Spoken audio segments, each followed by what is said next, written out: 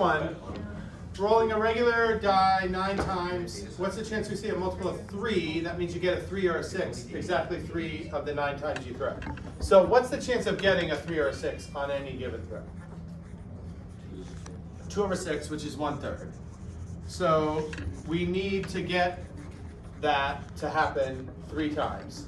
So it would be like you get a multiple of 3, and then you get another multiple of 3, and another one, right? So you'd be multiplying them together, so I can write this, right? But I'm throwing it 9 times. I'm only supposed to get 3 of the multiples of 3, so the other 6 times I throw, I have to not get a multiple of 3. So it's 2/3 to the 6th. Yeah, okay. Now that's part of the answer, but that's not the whole thing. Actually, this is too small right now. We have to multiply by something. What are we leaving out?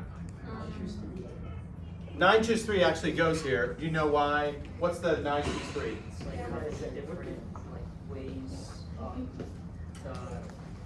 this multiple of 3 come here in the series of 9. Right. So like the way I set it up, you would get, I'm saying a 3 here. I don't mean literally a 3, but like a multiple of 3, right? 3 times. And then not, then you have to not get a multiple of 3 6 times, right? And this is how we have it arranged right now. You get the multiples of 3 as the first 3 results, and then you don't get a multiple of 3 for the last 6 results. But it doesn't have to be in that order. If it said, what's the chance that you get multiples of 3 on the first 3, and then not multiples of 3 for the next 6, then this would be the answer, right? But it's just saying you have to end up with 3 multiples of 3 and 6 non-multiples of 3 out of the 9. It can happen in any arrangement of this. So it's like, how many ways can you arrange that string? Do you remember when we did this before? It would be 9 factorial if all those things were different, but they're not all different. So we divide by what? How many ways can you rearrange the 3 3's? That's 3 factorial. And how many ways can you rearrange the 6 n's? That's 6 factorial. Right? And that formula turns out to be equivalent to 9 choose 3, right? That's 9 factorial over 3 factorial, 6 factorial. Does anybody know what that number is? 9 choose 3? It's higher than, did you say 54? It's higher than that. Yeah. 84. Yep. There's 84 ways. What? Yeah, you'll have the calculator on the quiz. Yep. Okay. In fact, I think for all 3 probability assessments, you'll have it. Okay. Most of these questions tend to be on paper 2 or 3, the ones where you have the calculator. On paper 1, they would not ask you this with no calculator, except they might ask you to write that, but they wouldn't ask you to evaluate it without a calculator. Okay? They might ask you to evaluate a probability like this without the calculator if it was simpler, but they're not going to have you having to figure out what 84 times 2 to the 6th over 3 to the 9th is. Like, you don't need to do that. Okay. Did anybody crunch this out to see, like, what is this as a decimal, James? 0.273. 0.273. Okay. All right, are we okay with that one? Okay, now, the second question is kind of convoluted, but I was going for something here in trying to relate it to the first problem. Maybe you can figure out what I was doing here. So in this situation, we have the normal deck of cards, the 52 cards, except I took out the 2s, so that means there's only 48 cards left. And I grouped the 48 cards into high cards, which are ace, king, queen, and jack, and the low cards, which would be the rest, which would take the 10s, 9s, 8s, all the way down to 3, because we took out the 2s, right? So does it make sense? You're going to have 16 high cards, because there's 4 of each of these for the 4 suits, so that's 16.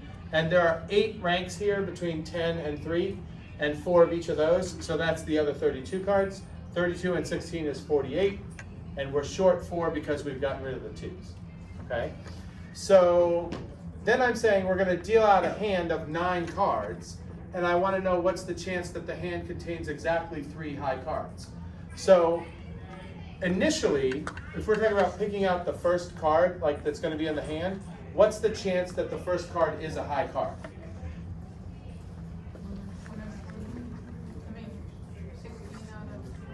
it's 16 out of 48, which reduces to 1/3, okay? And that means the chance of getting a low card would be the other 2/3. It would be 32 out of 48, okay? But do you see what's different about, so in this case, if you think of like, there's the things I want, the high cards, versus the things I don't want, the low cards. In the same way that up here, there's the things you want, the multiples of 3, versus the things you don't want, the non-multiples of 3. The chance initially is the same in both these, right? The chance of what you want up here is 1/3. The chance of what you want down here is 1/3, right? But do you see what's different in this situation than this situation, which is why I'm not going to get, like, I'm dealing out 9 cards the same way I was rolling the die 9 times. But the answer to this problem is not going to be 0.273. Do you see what's different in the second scenario, Gloria? It's without replacement. And what does that, that's right, what does that affect? It makes the probability down lower or higher, But it changes it. That's the important part, right? Okay? Up here, the chance of getting a multiple of 3 is the same on the first throw as it is on the 9th throw. But here, let's say, we said the chance of getting a high card on the first card is 1/3 and a low card is 2/3. What's the chance I get a second high card? If the first card was a high card, what's the chance I get a second high card? 16 out of 47. It's different, right? So what you don't have here that you have up here is independent events. Does that make sense? Here, each throw of the die is independent. Here, each draw of a card is not independent. They're dependent events because what happens on one event affects the probabilities on the subsequent events, okay? So you can't solve it using this. Like, it's not 1/3 3 times and 2/3 6 times, okay? Now, we could do it with multiplying probabilities together. Do you see, this sounds familiar. We've actually already done stuff like this. And when we were doing these kinds of problems, I showed you there's the multiplying a sequence of probabilities together, or what's the alternative to doing that? The choose way, right? Do you see you could set up one fraction here that would give us the answer to this, where the parts of the fraction are choose expressions? Like the denominator should be what's the total number of things that can happen here? 48 choose 9, yeah. That's how many different 9-card hands you could create in this situation. Melania, you trying to ask me? So for the top, when you're doing the different chooses, would you add them or would you multiply them? Well, let me see that we agree on what the things are, and then we'll talk about adding or multiplying. What would you put up on the top? I did 16 choose 3. 16 choose 3. What does that represent? That's going to be the 16 higher cards, and then you have to choose 3. Right. Okay. And then 32 choose 6. Right. Now, the adding or multiplying question, it can usually be addressed by, when you are describing this in English, would you use the word and or? Yeah. Right. You want 3 high cards and 6 low cards. Usually when we say and, we multiply. When you say or, we add. Okay? All right, so we do 16 choose 3 times 32 choose 6 divided by 48 choose 9. If you crunch that, none of those are choose expressions I feel like doing in my head, but we can have the calculator do all 3 of those and divide. And can you tell me what the answer is? I'll write the part I remember. Actually, I remember a little bit more. That's how much I remember. But I want it to be a little bit more accurate than that. Yeah? Do you review the slides the night before and like practice them? No. No. I used to do that. I don't do that. This is my memory from like 2 hours ago when I last did this in 4th period. That's what I remember. I know it's 0.3 something, but what is it? I think it's low. 3.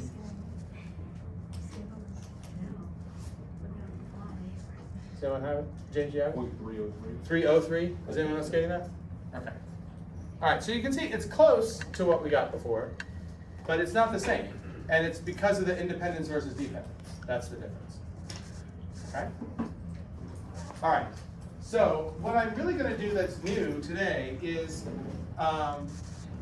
give you some language to use with each of these situations.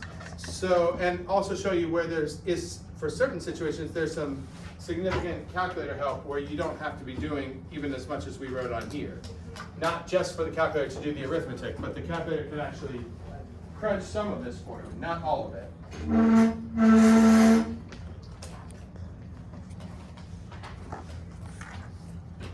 Okay, so as the homework sheet says, the homework sheet's title says binomial and hypergeometric practice. One of these situations can be described as a binomial scenario, and the other one is not binomial, and it turns out to be hypergeometric. Do you know which one of these is binomial? The first one's binomial, okay? The term hypergeometric, is that new to you guys? Or have you, okay. All right, this situation is hypergeometric, okay? And basically the hypergeometric scenario is very similar to the binomial situation, in which you have like two outcomes. You have like success and failure, we usually say in binomial, and sometimes you say like the good set and the bad set of things in the hypergeometric. And you have like multiple trials, like here I'm rolling the die 9 times, here I'm drawing 9 cards. So you're like repeating the process over and over again. But what distinguishes hypergeometric from binomial is that in binomial the trials are independent, and in hypergeometric they're not. So if you see that you have a situation that looks binomial, you're like repeating something over and over again, and there's 2 outcomes, but the chance of getting either one of the outcomes is changing as you go through the trials, then it's not binomial, because it has to be independent for binomial. So that's hypergeometric, okay?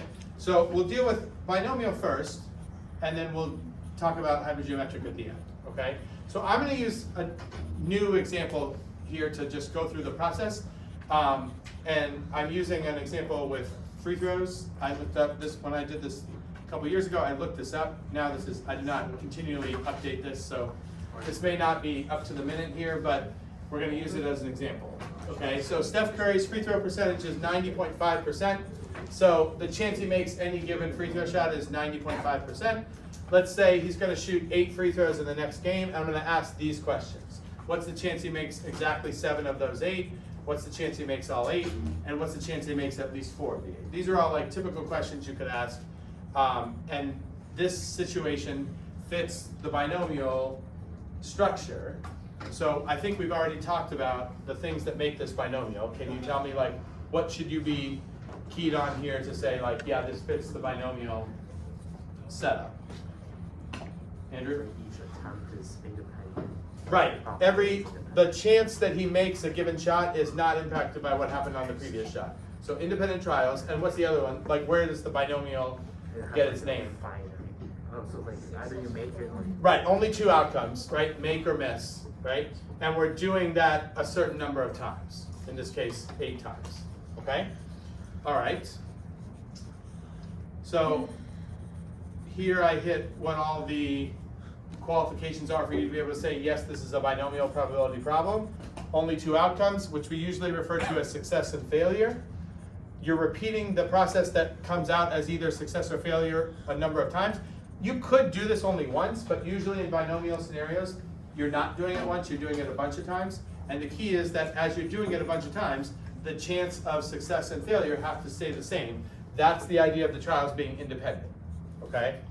And then a little bit of just notation convenience. Since there are only 2 outcomes in a binomial scenario, rather than writing out P of success and P of failure every time, we usually just let P of success be represented by little p, and P of failure is little q. And those are the only 2 probabilities that matter in a binomial scenario, because there are only 2 outcomes. So it must be true for any binomial problem that little p plus little q is what? 1, okay? And that also means that p is 1 minus q and vice versa, okay? All of that is probably familiar to you already, yes? Okay. Okay, so for this particular situation, the probability he makes the shot, that's the success, would be 0.905, so little p is going to be 0.905.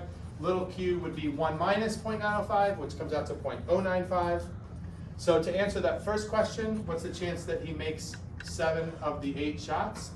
You would initially have something like this. This is kind of how we were looking at this on the warm-up, right? You're going to have 7 successes and 1 failure. The chance of each one of those successes is 0.905. So we're going to multiply 0.905 together 7 times, and then we'll have 1.095, right? But if you multiply all that out, you get like a little less than 5%. Now that's not the answer, because what have we not accounted for yet? The rearrangements, right? There's not only one way you could have 7 successes and 1 failure. How many ways are there actually? 8 choose 7, which is 8 factorial over 7 factorial and 1 factorial. If you do that, everything except the 8 and 8 factorial cancels. So there are 8 ways. That makes sense because there's basically 8 places you can put the f, and everything else is determined, right? So we're going to multiply that 4.72% number by 8 and end up with 0.378. So the chance that he makes exactly 7 of the 8 is 0.378. Now, if you're saying, well, wait, he's a 90% free throw shooter, he should have a really high chance of making 7 of the 8. That doesn't seem really high. What do you say to someone who's questioning that result? Right, so what does this not account for that's also extremely likely? Right, he might make 8 of 8. It works out in this problem that he has an even greater chance of making all 8 than he does of making 7 of the 8. Okay, I'll show, because that was the second question I asked. That's going to come out higher than this. Okay, think of it this way. This will make it seem like that's not actually very small of an answer. If we look at him shooting these 8 shots, there's 9 ways shooting the 8 shots can turn out, right? All the way from he misses all 8 to he makes any number of them up to he makes all 8, right? So you can have anywhere from no makes to 8 makes. That's 9 different things, okay? Out of those 9 different things that can happen, we have to distribute the 100% probability across all those. We're saying the chance they make 7 of the 8 takes up 37.8% of the available probability. That's a really big chunk, right? The chance he makes all 8 actually takes up like 45%.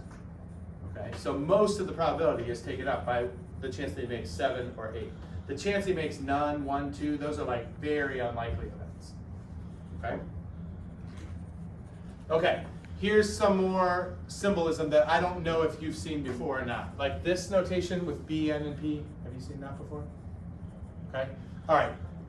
If something is a binomial process, there are 2 parameters that like uniquely define this specific binomial process from all the other binomial situations. You have to say how many trials are there and what's the chance of success on each trial. That's the n, little n, and p, okay?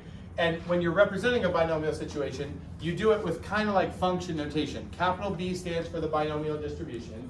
So we're saying this is a binomial probability problem. And then you give the n and p values always in that order. It's like an ordered pair. The first number is how many trials. The second number is what's the chance of success on each trial. And does it make sense that if you know those 2 things, how many trials and what's the chance of success on each trial, that's enough to answer the question of what's the chance of any number of successes, okay? Because this would be the formula.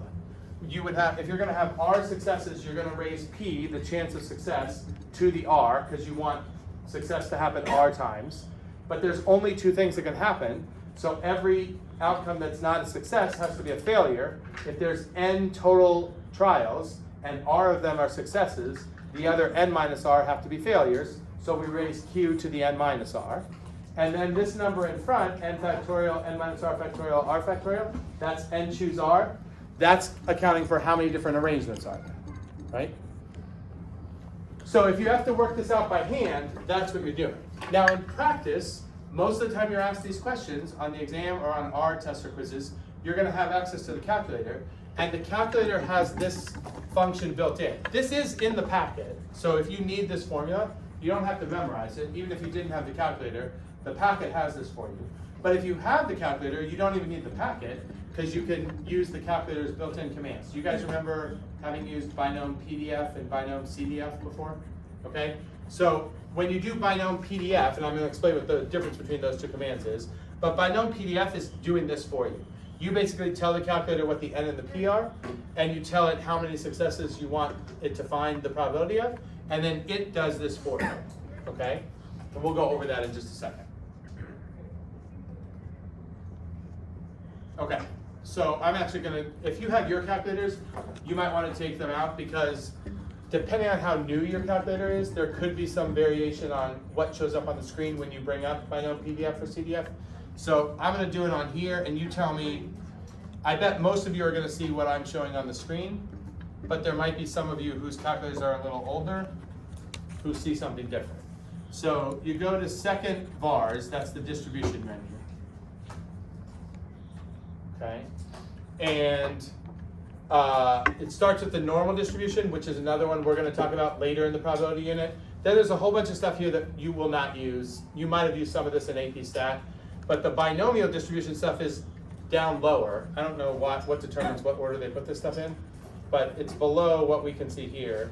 For me, it's choice A and B. Whoops. Okay, and then there's some other distributions here. Poisson used to be on the HL test, it's not anymore. So I used to have a lesson on this, but we won't do it because you guys don't have to do that in the exam. And there's something called geometric, which is different from hypergeometric, which I'm showing you today. Hypergeometric is not built into the calculator. So don't confuse it with this thing that says geometric. That's a different distribution that we're not going to use. Okay?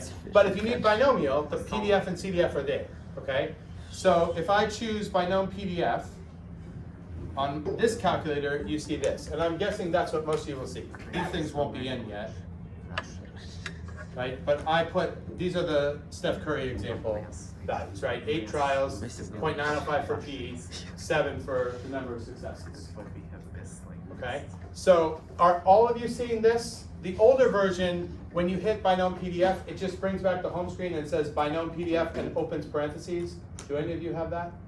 Yeah.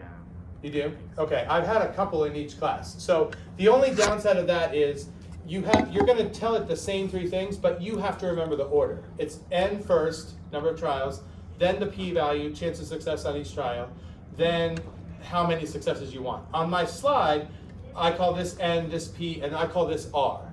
And I used to do that, I used to tell people the easy way to remember this is just remember NPR, National Public Register, right? But now, if it's on the menu like this, you don't have to worry about that, okay? If you enter these things and then you hit paste, it puts them in for you like that. Like, if you have the old calculator, you have to remember how to type that yourself. So the order matters and you got to separate them with times. But if you have the new calculator, it does that for you. So this is the number we already got, 0.378 to 3 decimals. Okay? All right, now, the difference between PDF and CDF, PDF is when you want the probability of a specific number of successes, like I just want 7 or I just want 8. CDF is used when you want a range of successes, okay? So on the Steph Curry questions, I asked how much, what's the chance of him making exactly 8? And then I said, what's the chance he makes, I think I said at least 4, okay? If you have a question like, what's the chance he makes at least 4, or not more than 5, or less than 3, or any of those kind of inequality questions, you're going to use the CDF. But what you have to remember is, when you use the CDF command, you put in the same 3 things, NPR, but what you get back from the calculator is the chance of R successes or fewer. It's automatically R or less that you get when you put the R value into the CDF, okay? And sometimes you don't want R or less, you have to rearrange. That's why we'll do that on the Steph Curry example. So this one is quick, right? For binomial PDF. Binomial PDF, 8.905, 8 successes, you get 45% chance of it. Okay? Some people are asking me about calculator syntax. Do you remember AP really doesn't like to see this kind of stuff? They don't want you typing like the calculator commands on there. IB doesn't make that big of a deal about it. You would not lose points if you wrote this, but there is a better way to write it. What you do is you say your X value, like the X is going to represent how many successes. We say that that follows the binomial distribution, and you would give it the N and the P values. So you write it like this. And when you write that, you're saying, I'm going to use the binomial distribution, and here's my N and here's my P. So it's the same as saying this, but this is the more mathematically proper way of writing that. And then once you've said that, you can just say, like, I'm calculating the chance of 8 successes, and the calculator says it's 0.45.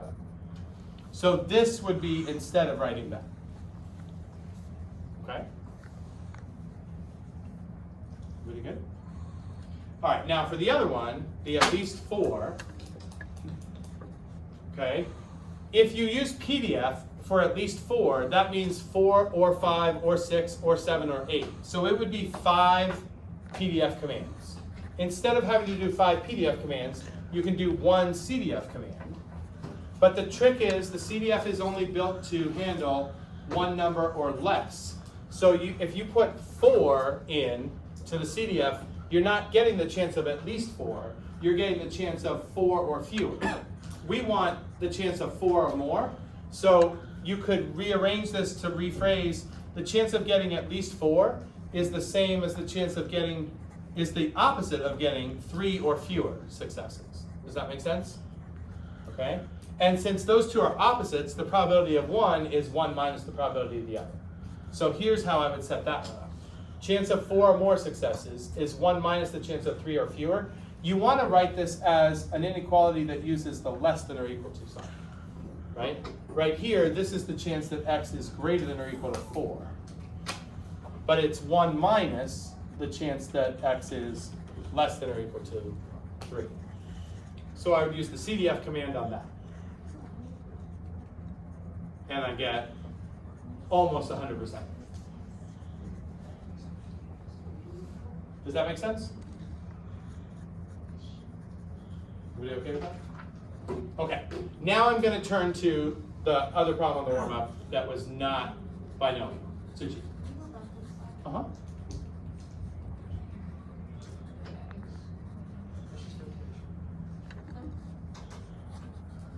Do you have something to ask about? Yeah, so does that imply for like, is there a limit for when that works? What, CDF? Yeah. No, you would use CDF anytime you want a range of outcomes. But if you want a range of outcomes and it's not already set up to be that the range you want is from some number down to 0, then you want to rephrase it so that you are using the some number down to 0 in the CDF. That's why I'm saying, like, if we want 4 or more, I'm not going to put 4 into the CDF because that's going to give me 4 or fewer. That's not what I want. But 4 or more is the opposite of 3 or less. And something or less is what the CDF is set up. And that's the notation that x greater than, or like the, instead of x equals. Yeah, because x is the number of successes. So you want 3 or fewer successes, right? And then if you add up like that, this would add up the chance of 3, 2, 1, or 0 successes. That's actually all the stuff I don't want. So I add that stuff up and then subtract it from 1. And the CDF adds up all those things at once instead of you having to do a PDF for every single case. Okay? Like, it would be the same notation as you find in PDF, but. Yeah, it's what you type into the calculator is the same. You just call the CDF command instead of the PDF command, and that's why you'll get like a bunch of PDFs combined with the one CDF. Okay, James? How would you write a probability statement for numbers in between two ranges? For example, Like you want between 2 and 5 shots made or something like that? How would you write So if you want 2 to 5, you could do less than or equal to 5 minus less than or equal to 1, right? Because this is going to be 5, 4, 3, 2, 1, 0. You want 5, 4, 3, and 2, but you don't want the 1 and 0. So you would do the CDF command with 5 minus the CDF command with 1. Does that make sense? Okay. All right, I have one slide left. We talked about already the answer to this, which is, this is the warm-up problem, right? We said the issue with this is you don't have independent trials, right? So when you have basically the same setup as binomial, but you're missing the independent trials, that's hypergeometric, okay? And hypergeometric, there are 3 things that matter instead of 2, N and P. There's big N, big K, and little n, okay? And basically, the hypergeometric model has those parameters, and when you want to find the probability of a certain number of successes, you're always going to use the choose notation, okay? And it's just like what we did in the warm-up. So it's one choose expression. The bottom is the total number of things that can happen. So big N is how many things you have to choose from in total. K is how many of those things are the ones you want. Think of that as like your successes. And little n is how many things you're actually picking, okay? So big N choose little n is the total number of things that can happen. Big K choose R is how many ways you can pick the R successes. And then you have to pick the rest to be not successes. So you have n minus R things left to pick, and you want to pick them from the not good set. That's big N minus K, okay? One way to, this looks complicated, but if you think about it, the 2 bottom numbers here should add up to little n, the bottom number on the bottom, and the 2 top numbers here should add up to this top number, right? On the top, you're breaking it up into how many are good and how many are bad. On the bottom, you're saying how many total things can happen. And remember, when we do the choose notation, we don't have to worry about orders because we're not presuming any order we've selected in. It's counting all the different orders all at once. So if we do this for the warm-up, we get that, and that's our 0.303 then. Okay? So on the homework sheet, what you have to decide is,